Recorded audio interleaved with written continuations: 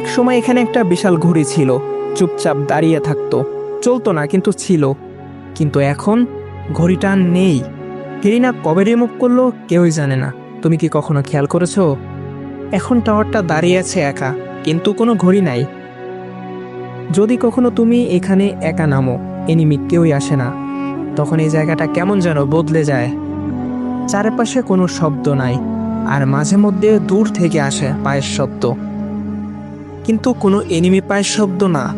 Camera ঘোরালেই কেউই নাই, কিন্তু কে যেন আড়াল থেকে তাকিয়ে আছে এমন এমন মনে হচ্ছে। আবার হঠাৎ করে কোন দিক চলে যায়। ঘড়ির কাঁটাটা কি শুধু সময় দেখাতো, নাকি ওটা কোনো কিছু আটকে রাখতো, বা কোনো কিছু ইঙ্গিত বোঝাতো? এটা এখনো রহস্যময় হয়ে আছে। কেরিনা কখনো বুঝতে দেয়নি কাউকে।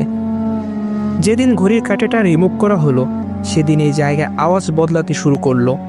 ফোন ঠিকঠাক কাজ করা শুরু করছে, কিন্তু মাঝে মধ্যে এখানে অদ্ভুত ধরনের কিছু জিনিস দেখা যায়। টাওয়ারের নিচে যে রাস্তাটা আছে, ওইখানে এখনো মাঝে মধ্যে ছায়া দেখা যায়, কিন্তু কাছে গেলেই কিছু দেখা যায় না। তুমি খেয়াল করেছো কখনো এটা?